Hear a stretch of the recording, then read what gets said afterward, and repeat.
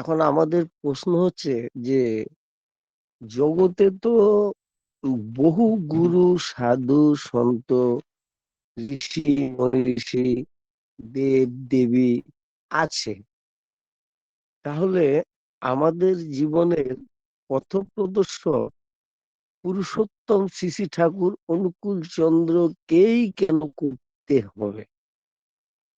এটার তো একটা কারণ আছে তো। কারণ ছাড়া এবং বুঝতে না পারা কোনো বিষয় তো মানুষ গ্রহণ করতে চাইবে না। আমরা চৈতন্য মহাপ্রভুকে ধরলে কি পেতাম, রামকৃষ্ণ মহাপ্রভুকে ধরলে কি পেতাম, শ্রীকৃষ্ণ মহাপ্রভুকে ধরলে কি পেতাম, রামচন্দ্র মহাপ্রভুকে ধরলে কি পেতাম। এই জিনিসগুলি জানলে পরে পুরুষোত্তম শ্রী শ্রী ঠাকুর অনুকূল চন্দ্রকে ধরলে পরে কি পাবো? আজকে আমরা যখন কোনো জিনিস খরিদ করতে যাই, যাচাই করতে যাই, যাচাই করে কিনি। ছাত্রের জন্য কোনো মাস্টার খুঁজতে গেলে পরে যাচাই করে খুঁজি। কন্যার জন্য পুত্র খুঁজতে গেলে পরে যাচাই করে আমরা খুঁজি।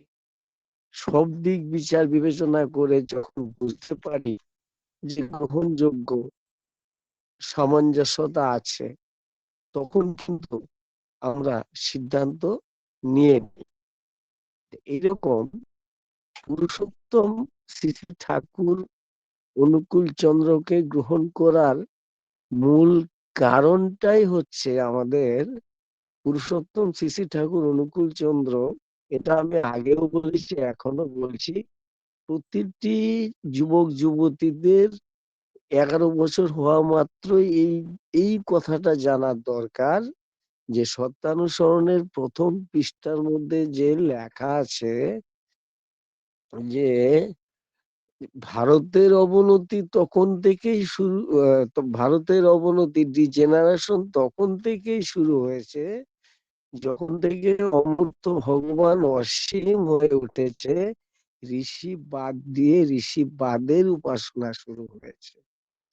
ভারত যদি ভবিষ্যৎ কল্যাণকে আহ্বান করতে চাও, সম্প্রদায়গত বিরোধ ভুলে গিয়ে পূর্ব পূর্ব গুরুদের প্রতি শ্রদ্ধা সম্পন্ন হও, আর বর্তমান জীবন্ত আদর্শ বা গুরু বা ভগবানের প্রতি আসক্ত হও এবং তাদেরকেই স্বীকার করো যারা তাকে ভালোবাসে। তাহলে এখানে পুরুষোত্তম শ্রী শ্রী ঠাকুর অনুকূল চন্দ্র অনেকবার এসেছিলেন, পাঠিয়েছিলেন এবং এসেছিলেন। এবার তিনি স্বয়ং নিজে এসেছেন। এর আগে যারা এসেছিল তাদের মধ্যে তারা যে নিয়ম কানুন দিয়েছিলেন তারাই আবার পুনরায় আবির্ভূত হয়ে পুরুষোত্তম শ্রী শ্রী ঠাকুর অনুকূল চন্দ্র রূপে এসে তিনি প্রেম নিয়ে খালি হাতে আমাদেরকে পবিত্র মানুষে পরিণত করার প্রচেষ্টা নিয়ে এসেছেন এবং তিনি কতগুলি পদ্ধতি দিয়েছেন, যেই পদ্ধতিগুলি পূর্ববর্তী পুরুষোত্তমের মধ্যে ছিল না। কারণ রামচন্দ্রকেও সীতাকে উদ্ধার করার জন্য যুদ্ধ করতে হয়েছিল, সেতু বন্ধন করতে হয়েছিল। শ্রীকৃষ্ণ মহাপ্রভুকেও পাপীদের পরিত্রাণের, সাধুদের পরিত্রাণের জন্য পাপীদের ধ্বংস করতে হয়েছিল। কিন্তু রামকৃষ্ণ মহাপ্রভুও তিনি ব্রহ্মচারী সৃষ্টি করে গিয়েছিলেন। তিনি বলেছিলেন যে কামিনী কাঞ্চন থেকে তফাৎ তফাৎ তফাৎ। কিন্তু পুরুষোত্তম শ্রী শ্রী ঠাকুর অনুকূল চন্দ্র কি করলেন? তিনি সব কিছু বজায় রেখে, কাউকে হত্যা না করে, একটা মানুষের ভালো মন্দ দুটো দিক আছে, এই মন্দ দিকটা কিভাবে পরিশুদ্ধ হবে তার দেওয়া বিধান নিয়ে সহজভাবে তিনি কতগুলি উপায় আমাদেরকে দিয়ে দিলেন এবং সত্যানুসরণ গ্রন্থটাও এক রাত্রে লিখে দিলেন। তিনি বললেন কি যে প্রেম হচ্ছে মানুষের সবচেয়ে শ্রেষ্ঠ সম্পদ। তার জন্য তিনি একটা বাণী দিলেন যে তুমি চন্দ্র সূর্য কক্ষচ্যুত করে দিতে পারো, তুমি পৃথিবী ভেঙে টুকরো টুকরো করে দিতে পারো, কিন্তু তোমার কিছুই হয়নি তোমার হৃদয়ে যদি প্রেম না জাগে। এটা তিনি কিন্তু বললেন। ঠাকুরকে যখন বলা হয়েছিল আপনি কি নিয়ে এসেছেন, তখন তিনি এই কথাটাই বলেছিলেন। তারপরে তিনি কিন্তু জাতি বর্ণ কোনো কিছুই তিনি দেখেননি, তিনি শুধু সকলের জন্য একটাই বাণী দিলেন যে সদ্গুরু শরণাপন্ন হও, সৎ নাম মনন করো, সৎসঙ্গের আশ্রয় গ্রহণ করো। আমি নিশ্চয় করে বলছি তোমাকে আর তোমার উন্নয়নের জন্য ভাবতে হবে না। তিনি কিন্তু হিন্দু, মুসলমান, খ্রিস্টান, বৌদ্ধ, জৈন এগুলি ভেদাভেদ কিন্তু রাখেননি। তিনি এটা কিন্তু বাণীর মধ্যেও তিনি দিয়েছেন যে বুদ্ধ ঈশায় বিভেদ করি শ্রী চৈতন্য রসুল কৃষ্ণে জীব উদ্ধারে হন আবির্ভূত বা আবির্ভূত হন এরকম একই ওরা তাও জানিস নে। এটা কিন্তু তিনি বাণীর মধ্যে বলে দিয়েছেন এবং তিনি বলেছেন সদ্দীক্ষা তুই এক্ষুনি নেই ইষ্টতের এক সম্প্রীতি মরণ তরণ এনাম জপে কাটে অকাল জমৃতি। এটার মধ্যে কিন্তু দীক্ষা তুই এক্ষুনি নে, এই কথাটার মধ্যে কিন্তু এই যে এক্ষুনি নে কথাটার মধ্যে কিন্তু তিনি নির্দিষ্ট করে কিন্তু ল্যাংড়া, খোরা, বোবা, অন্ধ কোনো বাছ বিচার না করে, কোনো জাতিভেদ না করে প্রত্যেকের জন্য কিন্তু বলেছেন। এই কথা কিন্তু পূর্ব পুরুষোত্তমরা বলেননি। তারপরে তিনি একটা জিনিস দিয়েছেন যে এই সৎ দীক্ষার মাধ্যমে কি পাওয়া যায়। বড়দাকে জিজ্ঞাসা করা হইলো দীক্ষা নিলে কি হয় রে, কেউ বলতে পারছে না। তখন প্রধান আচার্যদেব শ্রী পর্দা দিলেন দীক্ষা নিলে নাম পাওয়া যায়। যেই যে 18 স্তরের যে নামটা, এই নামটার মধ্যেই যে বিশ্ব ব্রহ্মাণ্ডের সবকিছু অন্তর্নিহিত আছে, এই নাম পূর্ববর্তীতে ছিল না। পূর্ববর্তীতে ছিল যে নাম, প্রথমে ছিল ভাবাত্মক, তারপরে ছিল ধনাত্মক। বর্তমান যে পুরুষোত্তমের দেওয়া যে বীজ নাম, সেই নামটা হচ্ছে 18 স্তরের নাম এবং 19 স্তরের থেকে গিয়ে আজ্ঞা চক্রে গিয়ে পৌঁছায়। যেমন একটা সাপ কুণ্ডলী অবস্থায় গুটিয়ে থাকে, ওকে যখন সাড়া দেওয়া হয় তখন কিন্তু ও ফনা তুলে দাঁড়িয়ে মুখটা একটু বেঁকিয়ে ঠিক সামনের দিকে দেয়।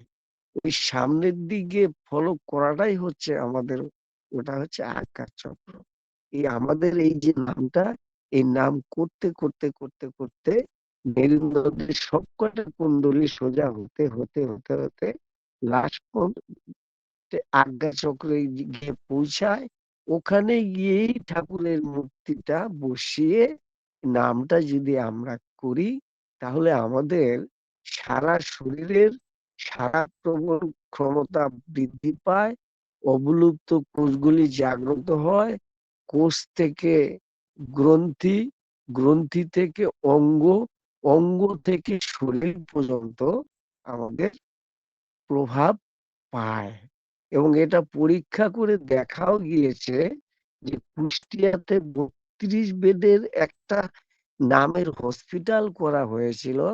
এই নামের শক্তির দ্বারা নিরাশা, হতাশায়, বঞ্চনায় চিকিৎসা করেও যারা জীবনের হাল ছেড়ে দিয়েছে, তাদেরকে কিন্তু এই নামের মাধ্যমে তাদেরকে পুনরায় জীবন ফিরিয়ে দেওয়া হয়েছে।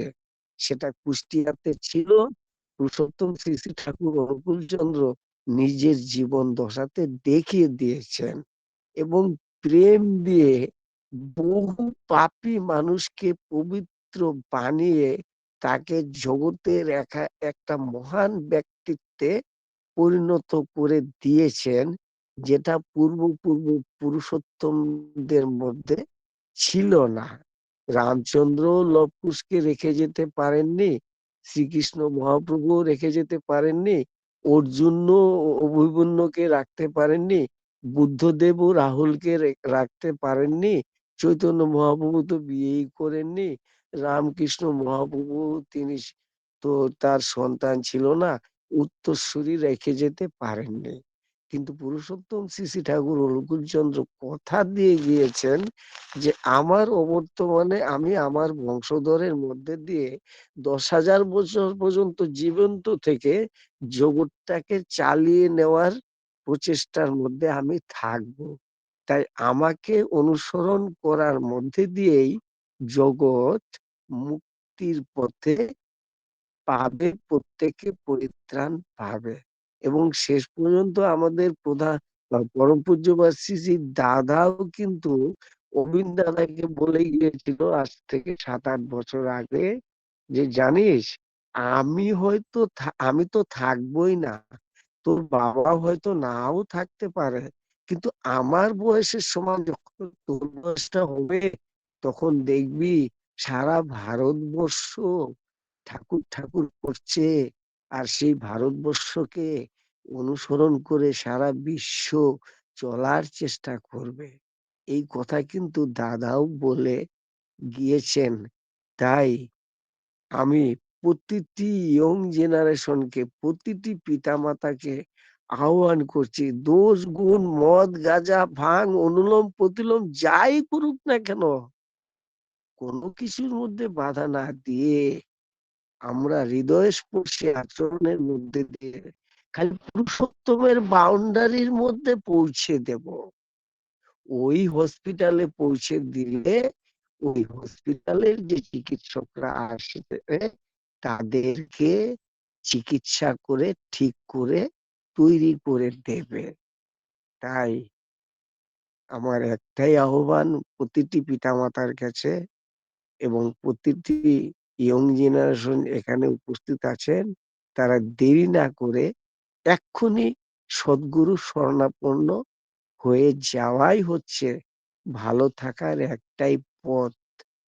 আমার বিভিন্ন ধরনের অভিজ্ঞতা আছে, তাই আমি অত্যন্ত বলিষ্ঠ কণ্ঠে এবং অতি বিশ্বাসের সহিত এবং গভীর বিশ্বাসের সহিত এই কথাগুলি আমি বলতে বাধ্য হলাম।